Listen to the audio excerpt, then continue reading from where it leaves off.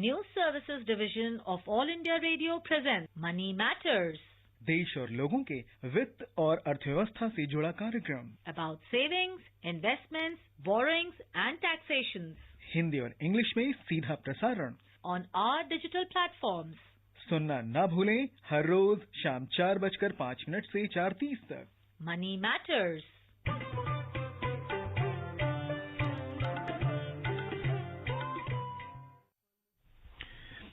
Welcome to this edition of Money Matters, a financial literacy program on our official YouTube channel and other digital platforms. A program in which we bring you information on personal finance like savings, investments, borrowings and taxation. Today's topic on Money Matters is Startup India. You can send your queries regarding this topic, Startup India, on our email ID, moneymatters.air@gmail.com. I'm your host Arjun Chaudhary, and joining me in the studio is our market expert and economist Udayan Ray. Udayan, a warm welcome to you on Money Matters. Thank you, Arjun. And on Money Matters today, our topic of discussion is Startup India. Startup India will focus on how we can encourage young entrepreneurs to set up businesses so that they can grow and provide employment to the vast youth and those who are capable of being able to spend their skills and ensure that India is on the growth phase as well. The target, of course, is to be a $5 trillion economy, and for that, India should be able to leverage both the public and the private sector in such a manner that the demographic dividends are paid. Let's try and understand what the Startup India is. Udayan, there's a step-by-step process by which an entrepreneur can apply under the scheme and apply for funding first and foremost on the basis of some business plan. So for the benefit of our listeners, do tell us what Startup India is and how was this mooted by the Prime Minister's office? Well, Arjun, this is part of government's effort to, you can say that ease of doing business, where India has moved up gradually over a period of time. But now, if you're going to develop a country's reputation of of a country where there's ease of doing business, then one of the most important thing is how quickly a new idea can germinate, the ideas can come up, okay, and then how quickly it can germinate and how quickly it can grow, because all startups, Arjun, as you would be aware, are a very exciting area, no doubt, but there's a very high mortality. Now, for a rapidly growing economy like India, as you mentioned, that it's we have set our sights on $5 trillion economy. If you were to do that, I mean, the existing entrepreneurs will not be able to do it. The people, the established business families, the established companies, they are not going to be able to do it. There has to be a new class of entrepreneurs who have to do it. Now, Startup India basically is trying to create that class of entrepreneurs, that ecosystem which will spawn these business ideas and make them grow along with the economy. So it's primarily to encourage innovation. So that's the start point. So if you have a business idea, it should be innovative. It should not be a chip of the old block, right? That's number one. Number two is what the Startup India ecosystem or the plan will do is once you've got a good idea, there is a provision, there's a whole ecosystem that's been created to give you funding, which is equity, and where a share of a business is being taken by whatever organization, etc., who are putting in money to make your enterprise grow, or it could be some form of loans like the Mudra kind of ecosystem where where banks will not touch you as startups. You're getting those loans, so you're not hit big time. Yet the regular banking guys will not touch you. Yet Mudra loans are going to help you. And that's number two. Number three is the academia and industry sort of partnership, which is very very important, because a lot of these new ideas are coming in academia. So they need to get, they need to find their feet in in the startup space. Now, Arjun, this is not a new experiment. We have seen this in the Silicon Valley, where there's a vibrant startup sort of ecosystem right there since the late 60s, early 70s. So we are basically trying to recreate that and have a whole sort of a ecosystem out there. So you're talking about the Silicon Valley in California, US, where high-tech industries and software has boomed. They have leveraged the highly skilled labor from India, which has been imported into their economy, and they have managed to create businesses out of it, like Facebook and so on and so forth. But in India itself, when you talk about idea, are we talking about intellectual property, patents, designs, trademarks? Are we talking about trade secrets, trade dresses, that kind of intellectual property which are skilled labor with the educational background who don't have financing can then use this type of scheme where they can access the fund and be able to grow a business? Absolutely. And Arjun, one of the important part of Startup India is the kind of incentives the government is providing in terms of, when you go have a patent or something like that. Patent is basically you've got an idea, you've this intellectual capital. You're the original thinker of it. But I just like to also add that while you give the answer, is that our focus is also on manufacturing, because we are a services-based economy. Yeah, even in manufacturing, you can be having a patent. We are very well known for our processes, our some of the products that we make. So, in terms of patents, there's the whole patent process is so complicated. A lot of innovators, they basically sell off their invention at a very early stage. So the idea is you take a patent, then what it does is, and a lot of these charges, a lot of these complications get waived off under the Startup India program. And then what it does is, when you have a patent, nobody else can use that idea. So then you become more eligible for funding. Because there's an entry barrier. Nobody else, you've got something which nobody has. So if somebody wants to fund it, somebody wants to help you scale up your idea and take it to the next level, all those things are happening. So yes, you're right. Intellectual property, high skilled, that is there. Also, you don't really have to be, even a lower skill kind of a area is also will work, because in states, they have also have their own Startup India version program, which they are aligned with the Startup India program. So if somebody, I would strongly recommend that whoever is listening to this program actually go to the Startup India website, because it's a brilliant website. It's got a lot of it's a networking kind of a place. You get all the startups networked at the same place. You've got skill oriented content, you've got resources, you've got funding guys, everybody's coming there. It's a fabulous place if you want to set up something on your own. So we're talking about the intellectual property office like you have in Dwarka, in Delhi itself, where you can register your patent, design or trademark, any other intellectual property like copyright as well.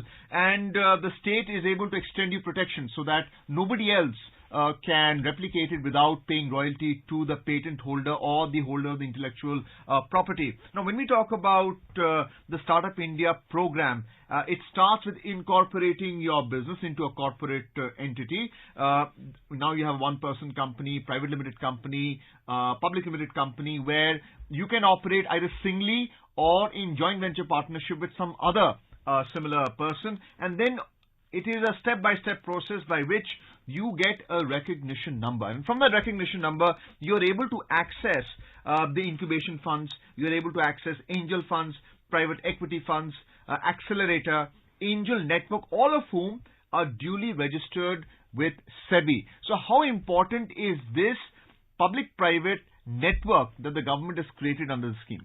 It's awesome, Arjun, because think of a young person who's coming with a bright idea, wants to start something on his own. Now, where will that hand-holding happen? Now, the good part is all of it is online. You go to the Startup India site, and you can actually it's a very simple to understand sort of site. You can just follow the steps and do your stuff. Continuing on some of the things that you mentioned, Arjun, in terms of registering. What it does is that you can also track other people in your area. So suppose you're into say agri kind of products, right? Domain. Yeah, domain. So you can see who are the other startups, what are they doing, and you can see who is getting funded. So and even the people who want to invest in this area, you become part of the club. So you become a potential investee company. So what happens is, suddenly by being part of that registered place, you suddenly bring yourself to the notice of the whole system, and then you also become eligible. So it's like being part of, it's like a club membership, but a good club membership, because it's actually helping you scale up your business. So it's a place where you can network. It's a place where you can get information. I'm talking about the site, of course. And apart from that, that whole ecosystem is such that, whether it's state, whether it's central government, there are programs all through. In fact, there are other organizations like the SIDBI and others. They have programs. Now, you would, Arjun, the other thing I would like to point out here is, in successive budgets, this was around sometime in the Independence Day of 2015, and formally the whole discussion came up in early 2016. But every budget has got announcements happening, whether it's accelerators, whether it's the funds that can be invested. So before, when we were, when this program had started, the Startup India program had started, since then there's some very interesting things have happened, Arjun. For instance, you've got a family where there's some old property and it's sold off. Now somebody, your relative, blood relative, etc., they can sell off that property and put in that money and in your startup, and before it used to be just say a financial investment happening. Here also property sales proceeds can come in. People are also getting, people who are investing in this particular program, tax related issues are being taken care of progressively. There are still some issues. So all those things are happening. It's a very, very vast sort of a network or a ecosystem that is being sought to be created, and it's one of the most ambitious programs of this government. So when you talk about tax benefits, there are exemptions for a period of 3 years, apparently, right, under the startup scheme. And when you talk about funding from your own source or family relationship-based sources, then you get equity in return for that kind of funding. We're just talking about that, or some kind of a pledged asset by which you're able to raise finance here. Just coming back to the MSME, which has been a scheme of continuing scheme of this government and the previous government as well. Do you feel Startup India is a value addition and improvement on that? Because the MSME project also looks at the domestic market. Market access helps you sell your product or service. It also helps you export it overseas and get benefits by which you can import in order to export. Do you think that Startup India and the MSME are both linked in a synchronous manner? Oh yes, absolutely. And there's a whole lot of our GDP that's coming from there, and there's a whole lot of people who are right there engaged in these two areas. And Arjun, some of the most interesting things that Startup India has done, it's people like us who are discovering every day. Now, northeast of India, northeastern states. Now, not long ago, I discovered that there's a lot of activity that's happening thanks to Startup India. The governments out there, they are making moves, they're taking steps. So all this, where there have been existing entrepreneurs in their families, there are other people who are trying to set these things up. So MSME, of course, is that's also an area when startups grow to a certain level, they would also would want to graduate onto the MSME sort of bracket. So that whole progression, so that there is no fatality in the progression of these companies. In terms of I would rather say there is a lesser chance of all of these guys falling by the wayside, and some of them really come surviving, and some of them becoming really big. That's an important sort of an effort that the government has done through the Startup India program. It also appears that the Department of Industrial Policy and Promotion, DIPP, is playing a very active role in promoting startups, trying to replicate, I think, the US model, where a vast majority of employment is in the hands of MSMEs there. Absolutely, Arjun, and they in the US the MSMEs play a very big role. Of course, in Europe they play a very big role. In countries like Germany, etc., they they play a very big role. And here, I would like to point out the skill India, the startup India, they are all complementing each other, and some of these academia sort of industry sort of partnership, which is one of the objectives of Startup India, they play a very important role, because when you have people who are vocationally trained, not say a literature student or something like that, then what happens is you get these ideas, you get to see some of the demand for some of these services, some of the manufacturing that you talked about, where it's required. And Arjun, the other part, whether it's MSME and startups, even large companies, very large companies, they also would want to be plugged onto the startup ecosystem, simply because for a large company, some working on a new idea may not be so feasible, something very niche, etc., but they would want to plug into the startup ecosystem. Sometimes what happens is they wouldn't want to start this whole thing, but they would want to benefit from it. So therefore, a lot of the revenue generation that happens from startup is with the linkages with either MSMEs or even large businesses. So actually, while these are very small entities that we are talking about, they are actually coexisting very well, linked with the large businesses. And you are now listening on Money Matters on our today's topic, which is Startup India, which on our News on Air official YouTube channel. You may ask questions in the comment section of the YouTube channel and through our email ID, moneymatters.air@gmail.com. Welcome back to Money Matters. We were just discussing on Startup India on our Money Matters program, which is on the News on Air official YouTube channel. Tomorrow's topic of discussion is basics of the personal loan. Today we're discussing Startup India with our market expert and economist, Udayan Ray. Udayan, we're just talking about how important it is to have a business plan as well, apart from the funding requirements and access to the markets, and of course the importance of intellectual property, how you incorporate the business in terms of its formation, tax benefits. But the business plan is extremely important, whether you go to a bank under a non-existing scheme or you try to avail this scheme. How does an entrepreneur actually create a business plan? What should they keep in mind? Well, if that question has to be answered in a sentence, it has to fulfill a need that is not being met at the moment. So there's a need for something, and it is not being met, and you are in a very good position to meet it. And that is where your revenues will come in. That is where the cost at which you're producing that will come in.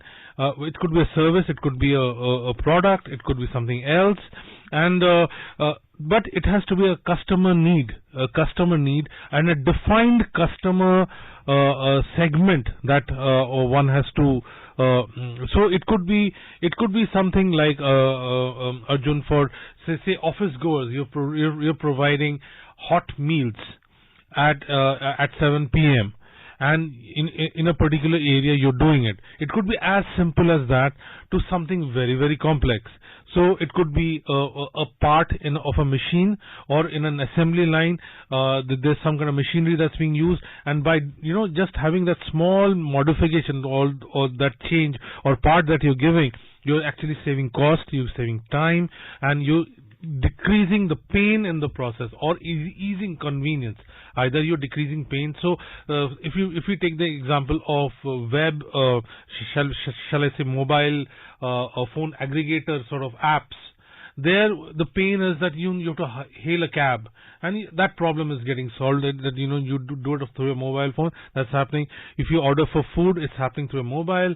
So you either ease the convenience, enhance the convenience, or create a new demand. So there are apps, as we know, Arjun, where you can go home late at night and you can order for food, bread and milk or whatever, and it'll come to your doorstep in the morning. So it's actually a delivery, but yet it is solving a problem that you had forgotten about it, and in the morning it's there for you. So it's a pain point or a convenience that's getting added. So critical part of any business plan would be who the customer is, what is the problem you're solving, and how you're going to do it, by where the money is going to come from, where the customer will pay, who somebody will have to pay, and whether your cost is going to be lower than whatever you're going to earn. So we're talking about a business process. This is basically a design which can be registered Absolutely. as well, or you can borrow a business plan as well through a franchise agreement by which you can set up a healthy business. All of this comes under alteration in terms of time, effort and cost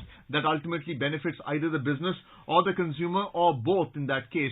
There are also other types of manufacturing processes where you have the service industry also involved, which is in assembly like we see in automobiles. There's extraction as well, just like we are able to extract petrol from crude oil. That's a very important part, and you have some of the largest companies in this country who are engaged in the extraction business. So how does one educate the entrepreneurial class who really want to take this kind of risk? Well, there are a lot of entrepreneurial business idea related programs that are going on in every large city, okay? And online also there are lots of vibrant communities that are going on. You also have places of higher learning, say institutes of technologies and institutes of management and other places where these programs are going on, where people are talking about ideas, where people are talking about things that are being done. Business groupings like chambers of commerce and other areas, they are also looking at it. Sometimes what also happens, Arjun, is the people who are funding, so the angel networks and the other people, they are also doing it. You can actually also go and check out online and check out some of the new enterprises that are coming up. What are the areas and what are they up to? Apart from that, if you're a high-tech guy, you could be tracking patents, who is filing patents where, and that actually gives you idea, because you're normally not granted a patent immediately. There's a period when people can come and challenge. You also have patent trollers, those who collect patents and then they resell it. Oh, absolutely, and you can actually take a look at that. Apart from that, there's something very interesting that you mentioned, Arjun, and I thought we'll talk about that, because in terms of manufacturing, there's a whole deal about contract manufacturing. So what's happening is, as a large business, I might find a part of my production process, an element not so interesting, right? So it may not be economically viable. So what I might do is, I might ask another company, a smaller company, to manufacture that for me. So this is not very uncommon. This is pretty much there, has been there in automobiles and chemicals and pharmaceuticals and all that. Now, if you are a high class sort of a startup, you can actually do that. You can actually be part of that ecosystem where you're doing contract manufacturing and you're actually doing that. So where somebody is actually giving you the technology, somebody is doing you. So obviously you need to have some kind of competence which you need to exhibit. And by doing that, you can do it. So, all in all, some of these things that you mentioned are, they have been going on for some time. But what Startup India is doing is it's just making people more and more aware and encouraging more and more people to come in. One more line I would like to add here, Arjun, is also the fact that when you have a program like Startup India and you have few successful people in every area, what happens is they create role models. And role models are hugely important in entrepreneurship, Arjun, because when people see somebody getting successful, you start to emulate them. It happens in sports, it happens in arts, in entrepreneurship. Mark my words, it's a huge, huge thing. And that's where ultimately, among the many important boxes that Startup India will take would be this. So you're talking about strong leadership in the corporate sector, which is also being incubated at the grassroots level. Absolutely. You're earlier talking about onshore outsourcing, which is really an offshoot of offshore outsourcing. We've seen China benefit, we've seen India benefit in the services sector. You feel that manufacturing can also be placed briefly? Oh yes, absolutely. And here also the whole deal is about conforming to the things that are being sought. If you have the system in place, you can obviously deliver the goods. Well, I hope our listeners were able to enjoy today's discussion on Startup India with our marketing expert and economist Udayan Ray, where we discussed about the step-by-step process by which you can get a recognition number on the Startup India scheme and be able to leverage your entrepreneurial skills in order to grow a business, provide employment that would lead to the growth of the economy as well. Tomorrow's topic of discussion is basics of personal loan. Till then, namaskar and goodbye.